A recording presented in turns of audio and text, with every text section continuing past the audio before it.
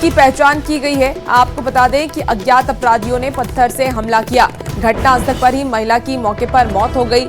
घटना से इलाके में दहशत का माहौल है। सूचना मिलते ही मौके पर पुलिस पहुंची। जांच जुटाने में पुलिस जुट चुकी है। हत्या के कारणों का अब तक खुलासा नहीं हो पाया है। डुमरी थाना क्षेत्र की यह घटना बताई जा रही है। तो आपको ये खबर गुमला से बता रहे हैं, जहां महिला की पत्थर से कूचकर हत्या कर दी जाती है। सुकाती देवी के रूप में मृतक की पहचान हुई है।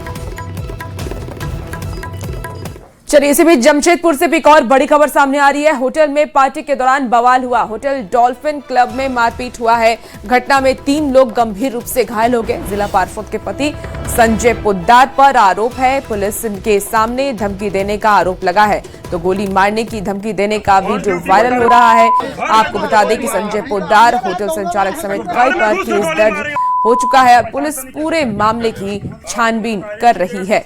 तो होटल में पार्टी के दौरान बवाल हुआ, जानकारी सामने आ रही है। होटल डॉल्फिन क्लब में मारपीट हुई है। घटना में 3 लोग गंभीर रूप से घायल हुए हैं। जिला पार्षद के पति संजय पोद्दार पर आरोप है।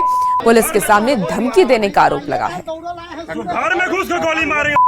पहचानता नहीं कैसे क्या कर रहे हो आप? उनको अरेस्ट कीजिएगा कि उसको गोली मारेंगे हम। ऑन ड्यूटी बता रहे। देखिए, ये घटना और इस घटने के बाद अब बवाल मच चुका है। जो ये वीडियो है वो सोशल मीडिया पर तेजी से वायरल हुआ। संजय पोद्दार होटल संचालक समेत कई पर केस दर्ज हो चुका है। और हमारे साथ ज्यादा जानकारी के साथ न्यूज 18 संवाददाता आशीष जुड़ चुके हैं। आशीष, जिला पार्षद के पति पोद्दार पर यह आरोप है कि वो पुलिस के सामने ही धमकी दे रहे हैं, मारपीट हुई है, क्या वजह सामने आई है? जी, बता दूं कि एमजीएम था, जमशेदपुर के एमजीएम थाना क्षेत्र में इस होटल में जो है निजी होटल में यहाँ पर पार्टी हो रही थी और इसी दौरान कुछ छेड़खानी का मामला सामने आया और उसके बाद जो है 2 पक्ष आमने सामने भिड़ गए, जिसमें 3 लोग गंभीर रूप से घायल हुए। मगर इस घटना में कहीं ना कहीं जो वार्ड पार्षद की पति जो है संतोष पोद्दार की दबंगई का वीडियो शहर में काफी तेजी से वायरल हो रहा है, जिसमें साफ तौर पर देखा जा रहा है कि जो संतोष पोद्दार है वो पुलिस के सामने ही गंदी गंदी गालियां दे रहे हैं और उसके बाद किसी को गोली से मारने की धमकी दे रहे हैं। और वहीं पे पुलिस जो है मुख दर्शक खड़ी ये पूरी तरह से तमाशा देख रही है। हालांकि इस पूरे घटना के बाद जो है पुलिस एक्शन में आई है और जो वार्ड पार्षद के जो पति है उनके खिलाफ, साथ ही साथ होटल के संचालन के खिलाफ और कुछ अन्य लोगों के खिलाफ मामला दर्ज कर पूरे मामले की जांच कर रही है। और जांच के बाद क्या कुछ कार्रवाई करेगी वो तो आने वाला समय बताएगा। मगर जिस तरह दबंगई का वीडियो जो शहर में तेजी से वायरल हो रहा है, तो आप समझ सकते हैं कि पुलिस का जो खौफ है वो कहीं ना कहीं खत्म होते जा रहा है। जिस तरह वार्ड पार्षद के पति ही पुलिस के सामने गाली गलौज करते हुए गोली मारने की धमकी दी। ठीक है, बिल्कुल आशीष, और पुलिस का खौफ खत्म हो रहा है, इसीलिए लोग पुलिस के सामने गंदी गंदी गालियां देते हैं, धमकी देते नजर आते हैं। बहुत शुक्रिया फिलहाल जानकारी के लिए आशीष। चलिए, बड़ी खबर अब आपको हजारीबाग से बताते हैं, जहां के बढ़ी थाना क्षेत्र के करसो पुल के पास अज्ञात अपराधियों ने एक युवक की गोली मारकर हत्या कर दी। मृतक की पहचान विक्की सोनी के रूप में की गई है। बताया जा रहा है कि विक्की अपने मित्र के साथ केदारनाथ यात्रा पर निकले हुए थे और रास्ते में कार पंचर हो जाने पर दोनों रुके थे। इसी दौरान बाइक सवार 2 अपराधी वहां पर पहुंचे और विक्की के गर्दन में गोली मार दी। मौके पर ही उसकी मौत हो गई। पुलिस मामले की छानबीन में जुटी है और अपराधियों की तलाश की जा रही है। तो कार पंचर होने पर विक्की वहां पर रुके थे, आ रहे थे हजारीबाग से कोडरमा स्टेशन छोड़ने के लिए विक्की सोनी को। तो मेरा गाड़ी का पंचर हो गया, मतलब फिर टायर खराब, तो फिर उसको हम चेंज करने वास्ते रुके। उसके बगल में फिर 2 लड़का है, स्प्लेंडर प्लस ब्लैक कलर का 2 लड़का सावले में है और मतलब मीडियम साइज में है, ठीक है ना। आया और फिर एगो विक्की भी है, उनका गर्दन में कांची रखा और फिर चलाया तो उनका ब्लड आने लगा, तो हम उनको पकड़े, तब तक चले पे रहा, एगो गाड़ी स्टार्ट रखा। और चलिए अगली खबर अब आपको जामताड़ा से बताते हैं। जामताड़ा से आपको ये खबर बता रहे हैं, जहां 22 लाख लूटकांड का बड़ा खुलासा हुआ है। लूटकांड में एक आरोपी गिरफ्तार किया गया। फिरोज अंसारी को एसआईटी ने दबोचा है। आरोपी के पास से देसी कट्टा और कारतूस भी बरामद किया गया। लूटकांड से जुड़े चांदी के आभूषण भी मिले हैं। तो 29 मई को जेवर कारोबारी से लूट हुई थी। आरोपी ने 3 साथियों के साथ वारदात को कबूला है और 18 संगीन मामलों में संलिप्त होने की बात भी स्वीकार ली है। तो फरार साथियों की तलाश में पुलिस अब छापेमारी कर रही है। तो 22 लूटकांड का बड़ा खुलासा हुआ है। पुलिस को बड़ी सफलता हाथ लगी। आरोपी पर केस दर्ज कर लिया गया है। 18 संगीन मामले उसके ऊपर पहले से दर्ज। एक गुप्त सूचना मिली कि एक लाल रंग के मोटरसाइकिल में अपराधी बीच कोड़ा फतेहपुर के रास्ते दुमका की ओर जा रहा है। पूर्व से गठित एसआईटी टीम को निर्देशित किए और त्वरित बनगढ़ी पुल के पास चेकिंग लगाया गया। एक लाल रंग की मोटरसाइकिल में सवार व्यक्ति उधर आता दिखाई दिया। पुलिस बल सतर्क होकर उसे घेरने का प्रयास की, लेकिन वो गाड़ी घुमाकर, मोटरसाइकिल घुमाकर भागने का प्रयास किया। उसे टीम के सदस्यों द्वारा दौड़कर पकड़ लिया गया। चलिए अब अगली खबर आपको सरायकेला से बताते हैं, जहां चांडिल प्रखंड स्थित ईचागढ़ क्षेत्र में जंगली हाथी ने एक बार फिर से भारी तबाही मचाई है। देर रात हाथी गांव में घुस आया और 13 झोपड़ी नुमा घरों को तोड़ते हुए घरों में रखा हुआ अनाज भी खा गया। आपको बता दें कि हाथी के हमले से गांव में अफरा तफरी मच गई और लोगों को जान बचाने के लिए घर छोड़ करके भागना पड़ा। घटना में 3 ग्रामीण मामूली रूप से घायल हुए हैं। प्रभावित परिवार रात सरकारी स्कूल में शरण लेने को मजबूर है। हाथी के आतंक से इलाके में कई गांवों में दहशत का माहौल है। ग्रामीणों ने वन विभाग से मुआवजे की मांग की है, जबकि विभाग की टीम हाथी को आबादी वाले क्षेत्र से दूर भगाने के प्रयास में जुटी है। पूरा तहलका मचा हुआ है गाँव में, पूरा 13 घर तोड़ दिया है और धान गेहूं चावल सारा खा लिया है। इन लोग बहुत दुख से अभी रह रहा है। इन लोग के लिए मतलब श्रीमती सविता महतो हमारे विधायक, उससे भी बात हुआ था, वो कुछ व्यवस्था के लिए कर रहा है। विभाग के द्वारा जो भी किया जाता है, जो भी प्रोसेस होता है वो प्रोसेस के तहत ही किया जा रहा है। और देखिए फॉरेस्ट एक टीम वर्क है। जो भी मैनेजमेंट होता है, एलिफेंट का मैन एनिमल कॉन्फ्लिक्ट है, ये आज से नहीं सदियों से चला आ रहा है और ये विस्थापित जगह है, यहाँ पर सुविधा मिलता है। और उधर से जो कॉरिडोर है हाथी का, अयोध्या से आपका जो दलमा का कॉरिडोर है, दलमा से फिर सरंडा, तो दलमा जाने के क्रम में ये चांडिल डैम पड़ रहा है। तो यहाँ पर सभी को एक मतलब ऑब्स्टेकल का काम कर रहा है। उसके बाद फिर खाने पीने का सब कुछ उसको व्यवस्था मिल जा रहा है, जिसके चलते यहाँ पर कहीं ना कहीं फंस जा रहा है और उसके बाद फिर वो जाने का नाम नहीं ले रहा है। तो वहीं धनबाद के पर्वतपुर और बसहा गांव में हाथियों के झुंड ने जमकर उत्पात मचाया है। जंगली हाथियों ने पेड़ों को तहस नहस कर दिया, मिट्टी के बने घरों को भी तोड़कर अंदर रखे अनाज को खाकर चट कर गए। इलाके के लोगों में हाथियों का खौफ हमेशा से बना रहता है। गनीमत ये रही है कि वन विभाग की मशालची टीम मौके पर पहुंची और आग की लपटें और ढोल नगाड़े बजा करके हाथियों को वहां से खदेड़ दिया। दरअसल जिले के टुंडी पहाड़ में पिछले 15 दिनों से लगभग 35 हाथियों के झुंड ने डेरा जमाया हुआ है घर में। तो हम लोग मेरे क्या करेंगे क्या नहीं, तो पूरा चिल्ला रहे थे और कोई सुन भी नहीं रहा था। तो इधर आया 2-3 को हाथी और इधर तोड़ दिए, इतना मतलब तोड़े। और एक तो बच्चा भी था उसके साथ में, वो भी तोड़े। और एक तो घुस गया पूरा अंदर तोड़ के। और छोटा वाला था वो घुस गया अंदर और धान भी खाए। 5 को 3 को आया था, 4-5 को आया था। तो एकदम बड़ा हाथी तो घर तोड़ा गया। तो इतना बड़ा छोटा हाथी घुस गया, धान खाया। वो हाथी अचानक यहाँ आ गया और उसी बीच हम लोग आते आते मतलब ये घर का नुकसान हुआ। तो आदमी को हम लोग सूचना दिए, इसलिए जान माल का क्षति नहीं हुआ, दीवार तोड़ दिया। देखिए राज्य से आपको बड़ी खबर बताते हैं। आज भगवान बिरसा मुंडा की पुण्यतिथि और सीएम हेमंत सोरेन कोकर समाधि स्थल पहुंचेंगे। सुबह 10:30 बजे पहुंचेंगे समाधि स्थल और बिरसा मुंडा को समर्पित करेंगे श्रद्धांजलि। तो 10:45 पर बिरसा चौक जाकर के प्रतिमा पर माल्यार्पण करने वाले हैं सीएम सोरेन। राज्य से आपको इस वक्त की ये बड़ी खबर बता रहे हैं। आज भगवान बिरसा मुंडा की पुण्यतिथि है और इस अवसर पर सीएम हेमंत सोरेन कोकर समाधि स्थल पहुंचने वाले हैं। सुबह 6:30 बजे 10:30 बजे वो समाधि स्थल पर पहुंचेंगे और बिरसा मुंडा को अर्पित करेंगे श्रद्धांजलि। तो भगवान बिरसा मुंडा की अगर हम बात कर ले तो देखिए अंग्रेजी शासन के खिलाफ उन्होंने संघर्ष किया था। उलगुलान आंदोलन का नेतृत्व बिरसा मुंडा ने किया था। जल, जंगल और जमीन के अधिकार की लड़ाई उन्होंने लड़ी। झारखंड की लड़ाई उन्होंने लड़ी। सामाजिक कुरीतियों के खिलाफ आवाज भी भगवान बिरसा मुंडा ने उठाई थी और आदिवासी स्वाभिमान के प्रतीक भी भगवान बिरसा मुंडा रहे। इसी बीच देखिए राज्य से एक बड़ी खबर आपको बता रहे हैं। महिला बंदी के गर्भवती होने पर हाई कोर्ट में सुनवाई हुई है। सरकार के जवाब पर कोर्ट नाराज है और मेडिकल रिपोर्ट के बाद कार्रवाई की बात कही जा रही है। डीजीपी कारा निरीक्षक के शपथ पत्र पर असंतोष भी जताया गया। हाई कोर्ट ने जवाब को मामला टालने की कोशिश बताया है और मेडिकल बोर्ड रिपोर्ट पर सवाल भी उठाए हैं। तो देखिए रिपोर्ट पेश करने का निर्देश दिया गया। मामले में कोर्ट का सख्त रुख है। 17 जून को होगी अगली सुनवाई। इस वक्त की आपको ये बड़ी खबर राज्य से बता रहे हैं। महिला कैदी के गर्भवती होने पर हाई कोर्ट में अब सुनवाई होने वाली है। सरकार के जवाब पर कोर्ट नाराज नजर आ रहा है। मेडिकल रिपोर्ट के बाद कार्रवाई की बात कही जा रही है। डीजीपी कारा निरीक्षक के शपथ पत्र पर असंतोष हाईकोर्ट की तरफ से जताया गया। हाईकोर्ट ने जवाब को मामला टालने की कोशिश बताया है और मेडिकल बोर्ड रिपोर्ट पर भी सवाल खड़े किया है।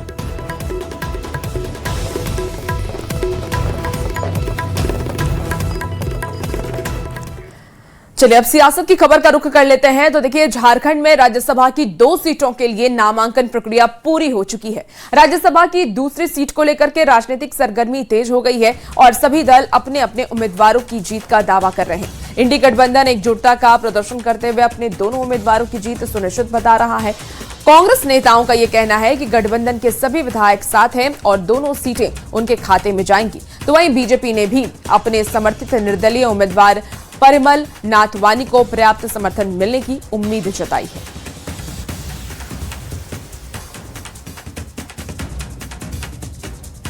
चरित्र, चेहरा, चाल दिखता है भारतीय जनता पार्टी का। बहुत भूमिका बनाया इन लोगों ने। 5 दिनों तक राष्ट्रीय अध्यक्ष आ रहे हैं, ये करेंगे वो करेंगे, उम्मीदवार उतारेंगे। अंततः उम्मीदवार नहीं मिला इन्हें। अब एक निर्दलीय उम्मीदवार को समर्थन देने की बात ये करते हैं।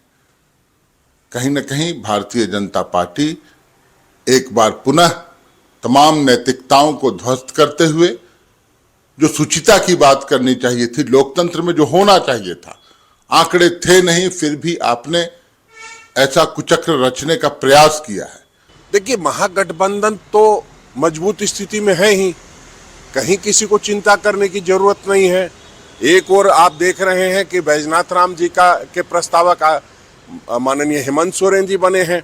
दूसरी ओर हमारी कल्पना सोरेन जी जो है वो प्रणव झा जी के लिए प्रस्तावक बनी है। तो ऐसे में हम लोग की जीत सुनिश्चित है। महागठबंधन पूरी तरह से मजबूत है। परिमल नाथवानी जी 2008 में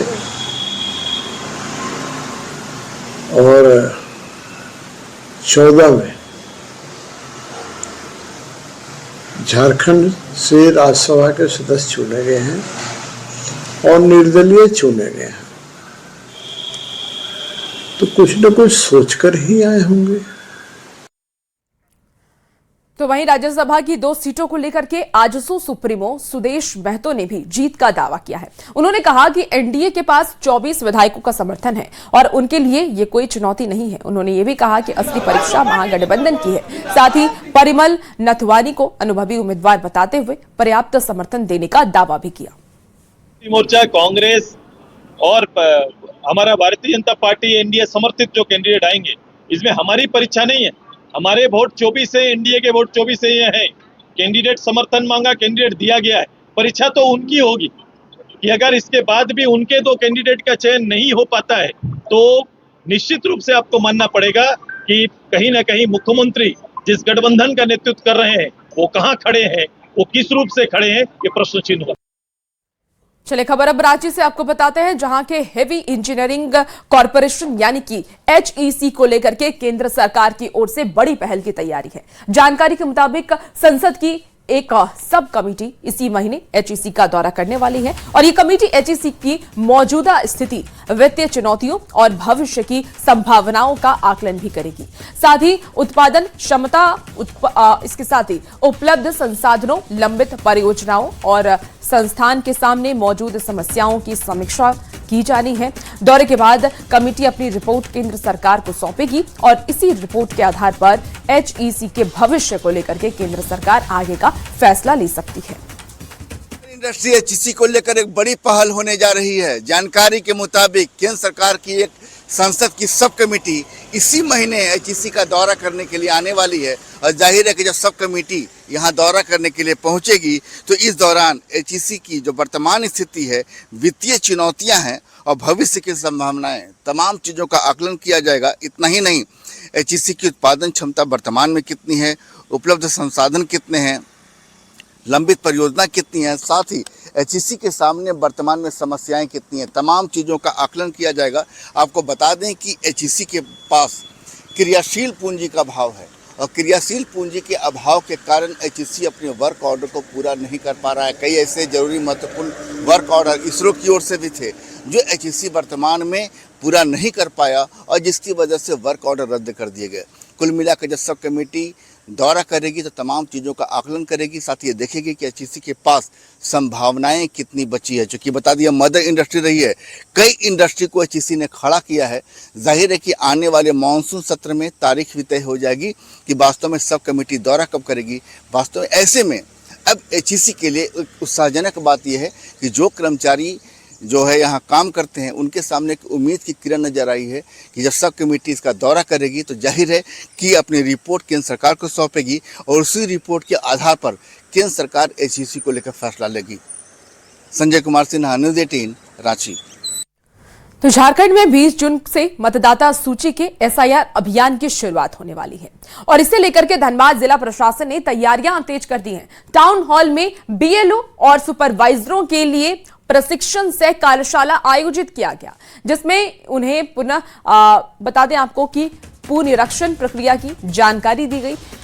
आपको बता दें कि एडीएम लॉ एंड ऑर्डर ने यह बताया है कि बीएलओ घर घर जाकर के मतदाताओं का सत्यापन करेंगे। जिन मतदाताओं का रिकॉर्ड सूची में मैप नहीं है उन्हें 2003 की मतदाता सूची के आधार पर जोड़ा जाएगा।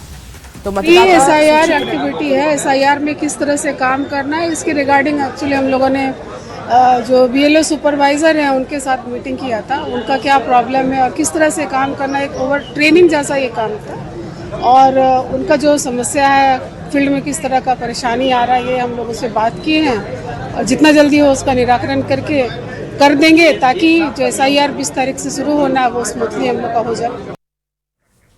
और जामताड़ा में एसआईआर को लेकर के लगातार सियासत हो रही है। सत्ताधारी पार्टी जेएमएम और उनकी सहयोगी कांग्रेस एसआईआर पर सवाल उठा रहे हैं, तो वहीं कांग्रेस ने बांग्लादेशी घुसपैठ की आशंका से इनकार किया। तो वहीं जेएमएम का आरोप है कि पूरे विधानसभा क्षेत्र में लगभग 38,000 से भी ज्यादा मतदाताओं के नाम अनमैप्ड हैं, जबकि बीजेपी का यह कहना है कि एसआईआर की पूरी तैयारी कर ली गई है। देश के बाहर के लोगों को मतदान करने का अधिकार नहीं मिलना चाहिए। बांग्लादेशी घुसपैठिया जो बंगाल में थे वो डर से झारखंड में शरण ले सकते हैं और जामताड़ा एक सीमावर्ती जिला है और जामताड़ा में वो शरण ले सकते हैं। सारे जगहों पे कड़ी जांच होनी चाहिए और अगर कोई संदिग्ध होता है तो उसके ऊपर कार्रवाई होनी चाहिए और कोई भी ऐसा आदमी जो देश का निवासी नहीं है यहाँ मतदाता नहीं होना चाहिए। नाला विधानसभा तक 36,000 से ऊपर मतदाताओं का नाम मैपिंग नहीं हो पाया और जिन लोगों का नाम मैपिंग नहीं हो पा रहा है इसमें प्रबल संभावना है कि आने वाला वोटर लिस्ट में या मतदाता सूची में उनका नाम डिलीट हो जाए, यानी उन्होंने अपना मत का प्रयोग नहीं कर पाए। बहुत लगभग 32,000 के आसपास अनमैपिंग है और मैं प्रशासन से भी बोलूँगा कि पूरा सही जांच हो कि उसका नाम नहीं छाटा जाए, नाम को रखा जाए, गरीब को वोटर से वंचित नहीं किया जाए, ये मौलिक अधिकार है। जिला प्रशासन की तैयारी जो एसआईआर से रिलेटेड है, हम लोगों ने सारे पॉलिटिकल पार्टीज के साथ बैठक की है और जो एसआईआर की डेट्स है जो आयोग के द्वारा बताया गया है वो हम लोगों ने सारा जानकारी उनको दिया है। एक चीज जो हम लोगों को एक्सपेक्टेड है सारे राजनीतिक पार्टी से कि वो अपना BLA 1 और BLA 2 का अपॉइंटमेंट जरूर कर दें, जिससे वो एसआईआर में हमारे BLO के साथ टैग होके सारी जानकारी लोगों तक पहुंचाएं। चलिए अब बात मौसम के मिजाज की कर लेते हैं। तो झारखंड में मौसम एक बार फिर से करवट लेने वाला है। साइक्लोनिक सर्कुलेशन के असर से 11 जून से रांची समेत आसपास के जिले में मौसम बदलने के संकेत है। मौसम विभाग के अनुसार 12 जून से अगले 3 दिनों तक राज्य के कई हिस्सों में तेज आंधी, बारिश और ठंड का गिरने की संभावना भी है। इस दौरान 50 से 60 किलोमीटर प्रति घंटे की रफ्तार से हवाएं चल सकती हैं। संभावित खतरे को देखते हुए मौसम विभाग ने ऑरेंज अलर्ट जारी किया है। साथ ही 17 जून तक झारखंड में मानसून के प्रवेश की भी संभावना जताई गई है। झारखंड में मौसम को लेकर एक बड़ा बदलाव होने जा रहा है। इस बदलाव को आपके लिए जानना बेहद जरूरी है। आपको बता दें कि साइक्लोनिक सर्कुलेशन की वजह से 11 जून से रांची समेत आसपास के जिलों का पूरा माहौल और मौसम बदल जाएगा। इसको लेकर रांची समेत आसपास के 6 जिलों में ऑरेंज अलर्ट जारी किया गया है। साइक्लोनिक सर्कुलेशन की वजह से 12 जून से अगले 3 दिनों तक यानी 12 जून से 15 जून तक आपको राज्य के कई जिलों में भारी बारिश और वज्रपात की चेतावनी जारी की गई है। इतना ही नहीं, 50 से 60 किलोमीटर प्रति घंटे की रफ्तार से आंधी चलेगी। और जो मौसम विभाग का पूर्व में पूर्वानुमान था कि 17 जून से जो मानसून झारखंड में दस्तक दे सकता है वो अपनी जगह पर है। मतलब कि 17 जून तक झारखंड में आपको मानसून की फुहार नजर आ सकती है। और बता दें कि राजधानी रांची के मौसम की बात करें तो आज 9 जून है। ज़रा रांची के आसमान को देख लीजिएगा कि रांची का आसमान जो है बादलों से भरा हुआ है। हालांकि पिछले 2 दिनों से कोई बहुत ज़्यादा बारिश नहीं हुई है। हल्की बूंदाबांदी 2 दिन पहले हुई थी। लेकिन ये जानना बेहद ज़रूरी है कि रांची में इस समय गर्मी पड़ रही है। भले ही धूप तीखी ना हो, लेकिन गर्मी का एहसास लोगों को काफ़ी हो रहा है। और ऐसे में लोगों को इंतज़ार है 11 जून का, जब आसमान में बादल भी नजर आएंगे, बारिश भी होगी और लोगों को गर्मी से राहत भी मिलेगी। संजय कुमार सिन्हा, न्यूज़ 18, रांची।